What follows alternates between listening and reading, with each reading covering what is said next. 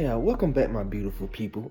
Today we're going to expose Hillary Clinton again for the type person that she is. She's not a racist. She's just a person that don't care about the person that look like me. So, her husband is going to expose her. I'm going to expose her, and hopefully, the truth that you see and that you are finding out is going to expose her. She don't care about you. She don't care about me. She only care about the stuff that she's into. I'm not going to say, that's for you to find out. But here we go, part 2, exposing Hillary Clinton. Black Lives Matter activists making their voices heard on the campaign trail. I want you to listen to some tense moments behind closed doors between Hillary Clinton and protesters. It was last week, and it was in New Hampshire. I say this as respectfully as I can, but if you don't tell black people what we need to do, then we won't tell you all what you need to do. I'm not telling you. I'm just telling you to tell me. What I mean to say is that this is and has always been a wet problem of violence. It's not, there's not much that we can do to stop the violence against us. Well, that is a conversation that I push back. Okay, I understand what you're saying. Also respectfully. Yeah. Well, respectfully, if that is your position, then I will talk only to white people about how we are going to deal with the very real problems. That's not what I mean. Joining me now, the activist you saw in that clip, Julius Jones, a founder of Black Lives Matter, Worcester, Massachusetts. Also, Denisha Yancey, who's a founder and lead organizer of Black Lives Matter, Boston. Thank you guys for coming in. I appreciate it. So you had some really tough questions. What did you want Hillary Clinton to say? What answers were you trying to get out of her, Julius? Hillary Clinton and the Clinton family occupy a unique space in the mass incarceration that we experience, that the black community in the United States is experiencing today, where the policies that they advanced are directly responsible for the largest increase in the prison population under any U.S. president. And so what we were looking for was something a little bit beyond the politics and the platform, and what emotion she felt, if any, around her being personally responsible and chained to the... Do you think she answered that question? No, that's not what we heard. What we heard was a conversation about policy and actually some suggestions for what the Black Lives Matter movement needs to be doing. And again, like Julia said, what we were looking for was a personal reflection on her participation and advocacy for some of these policies that have really decimated black communities. But as far as she was talking to you about policy and how to change, things really change with policy and with legislation, you didn't hear any of that in what she was saying? Oh no, we definitely heard it. I mean, we were there and we were in conversation with her, and it was something that was readily apparent that that's what she was offering. But what was also readily apparent about what she was not offering was the fact that the reason why the Black Lives Matter movement that she was trying to push the responsibility on to fix these problems, part of the reason why those problems exist is because of some of the decisions that she made personally. Or her husband made. As well. She lobbied for it, and she advanced it as FLOTUS, and she also advanced it as a senator of New York. Okay, I want you to listen to this, because since you mentioned the former president, this is how he handled race relations. There was an issue with race relations back in the 90s when he was running in a very similar situation than this. Take a listen. Last year she said, "You can't call me or any black person anywhere in the world a racist. We don't have the power to do to white people what white people have done to us. And even if we did, we don't have that low-down, dirty nature. If there are any good white people, I haven't met them. Where are they? Right here in this room. That's where they are. I know she is a young person, but she has a big influence on a lot of people. And when people say that, if you took the words white and black and you reversed them, you might think David Duke was giving that speech. I think all of us have got to be sensitive to that. We can't get anywhere in this country pointing the finger at one another across racial lines. If we do that, we're dead, and they will beat us. So he was talking about Republicans will beat them, and he's talking about Sister Soldier, who said that maybe, you know, black people should kill white people, or what have you. But they were talking about racial injustice. He was talking about racial injustice and having made some mistakes. And when you make a mistake, you own it. But ultimately, you have to work together. No one says exactly what you want them to say in a negotiation. Do you understand what he was saying? And even that relates now to Hillary Clinton. She's not going to have perfect language. Neither is Bernie Sanders. What are you looking for them to say? The language that you want them to say? So what we're looking for in the challenging of these presidential candidates is for them to have an advanced and nuanced understanding of racial dynamics in this country. We have certain expectations of presidents, right, that they have an economic understanding, that they have international policy understanding.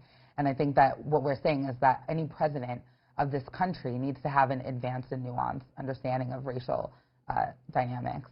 And that's not what we saw from Hillary Clinton.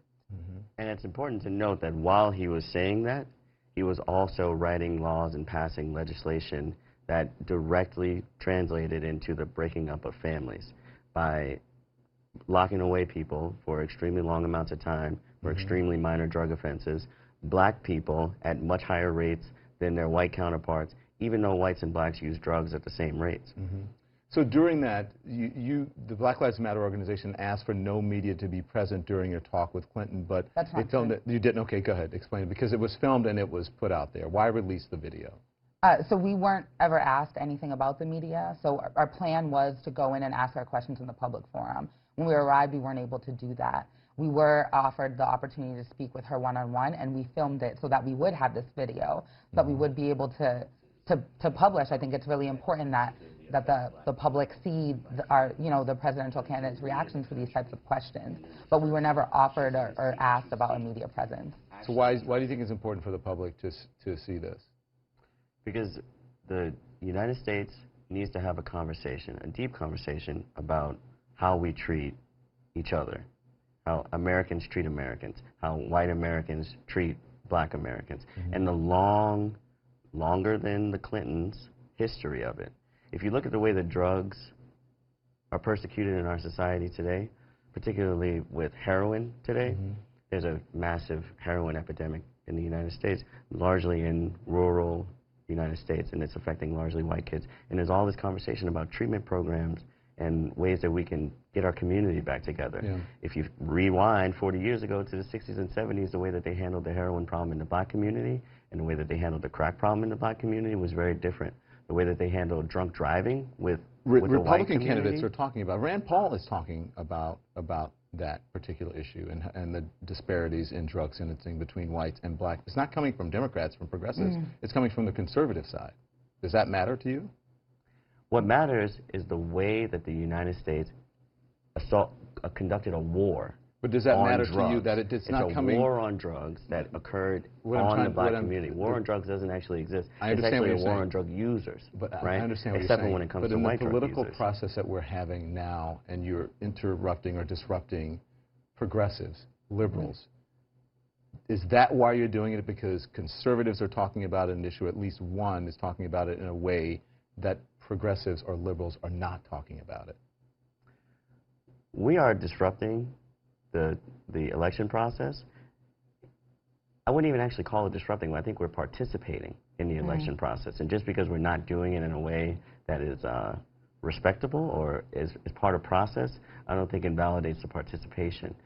A big part of what we're bringing is a different form of conversation, right?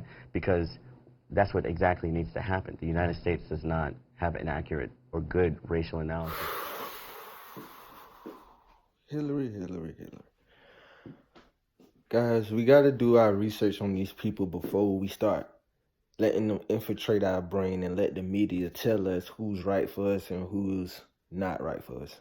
We got to do our research. We got to start digging and seeing the past, present, and future conversations. Like, we got to go above and beyond, because we all know that nobody cares about us.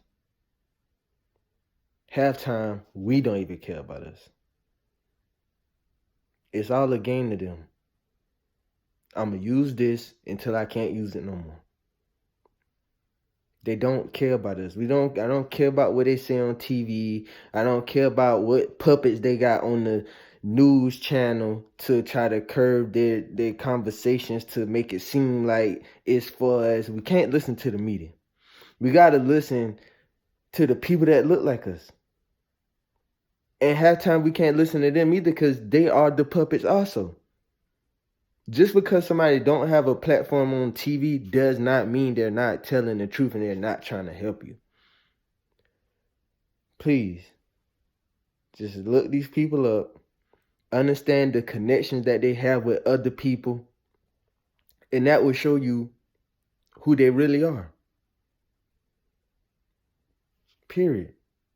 So like, comment, subscribe, share, do whatever. And these videos are for the young people and for the older people, really. Because I have a grandma, and she's a diehard Democrat. She don't care who's a Republican. She don't care at all. Long as it's a Democrat, she's going to vote for them.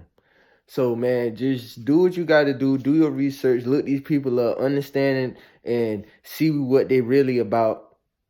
And don't let the media take your mind. Have a brain for yourself. Please.